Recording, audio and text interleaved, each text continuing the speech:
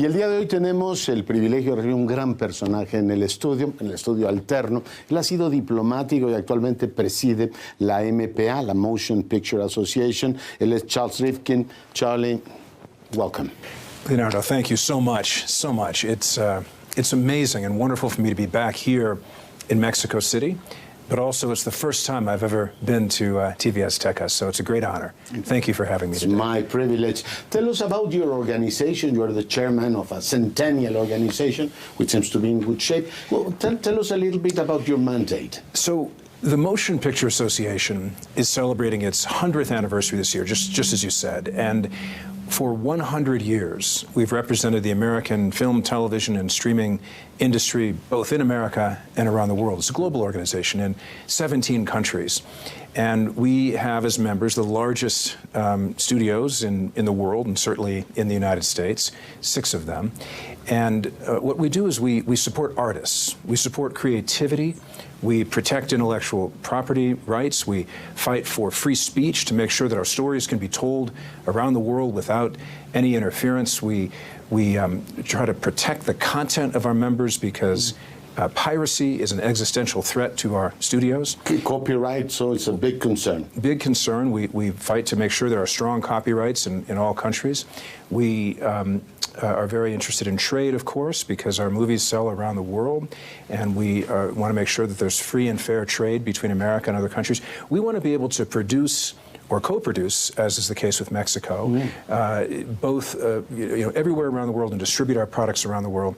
And we also, by the way, in America, do the rating system. So when you go to a movie, you know what to expect, and that's been going on for about 53 of those 100 years. So copyright, it's an issue. The political atmosphere that you know very well is surrounded by these bombastic speeches about protectionism and sovereignty. Is that a concern for the industry? I mean, protectionism in some countries? Well, you know what's fascinating about that question is that the movies started 100 years ago, but only recently did the world embrace streaming. And now Netflix was the pioneer, and Netflix, I'm proud to have brought them in as a member. But now 5 of our 6 studios all have streaming services. And streaming is new. Streaming is still finding its footing. And I think there's a tendency to over-regulate. If you over-regulate something that's new, you might crush it in its infancy. And the streaming has proven to be not only not cannibalizing the box office, but also a way of sharing a nation's culture abroad. So people, in Europe, for example, the French... Turkish, Spanish, Mexican. As an American, in some ways, our streaming services taught us to read subtitles, because America had always been averse to subtitles on television, but now we do.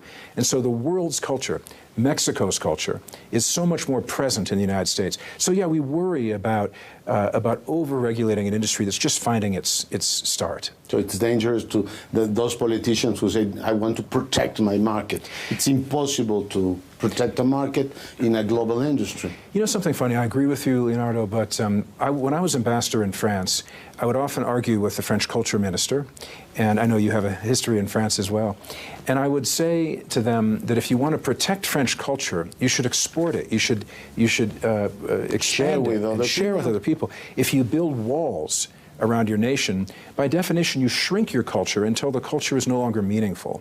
So I think building walls is the wrong way today in a global industry. We should all be sharing culture. We have so much in common. There are movies and television shows and movies that were made in Korea, where I visited 2 weeks ago, that are big and popular in the United States, in Korean, Spain, Israel, France, and Mexico, for sure. The production in Mexico is extraordinary at the moment because we have so much in common in terms of America and Mexico, in terms of our love of storytelling and our love of the film television industry. Yeah. Tell us about the challenges you have now, and tell us about the future, what the future holds for the industry. So the challenges, as I mentioned, is certainly to make sure there's light touch regulation around the world, which is very important to us. There's a challenge right now that I can't be involved in because I don't want to. It's antitrust in America, but windows. They're still trying to find their balance of when a movie should appear, on the streaming service versus the theaters, and that's being worked out there. Piracy, though, is as I said before, an existential challenge.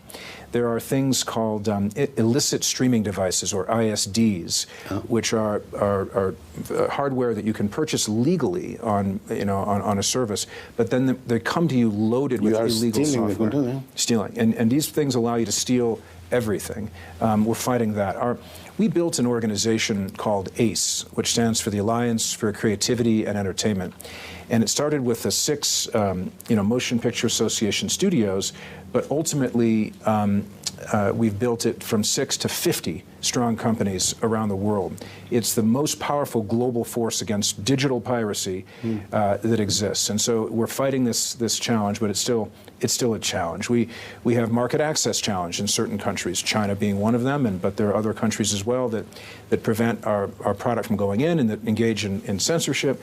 And we're living in a world, talking about the future, where there are blurred lines between what is a film, what is a television show, what is a video game, and when we get to the metaverse, what type of new programming will be created that doesn't exist, and we want to be at the heart of that as well. So we're thinking through all the future possibilities. And again, my studios, Disney, the Walt Disney Company, NBC Universal, Netflix, Paramount, Sony, and Warner Brothers Discovery, those 6 are a powerful group because they're a job-creating group.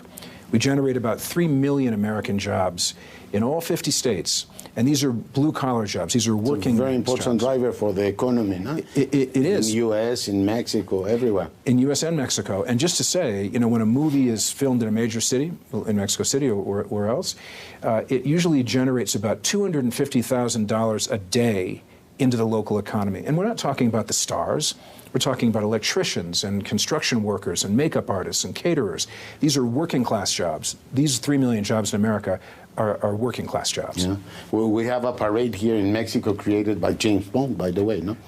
Yeah. By a film. Well, thank you very much, Ambassador. It was a pleasure to have you this morning in the show. Thank you for... Gracias, embajador.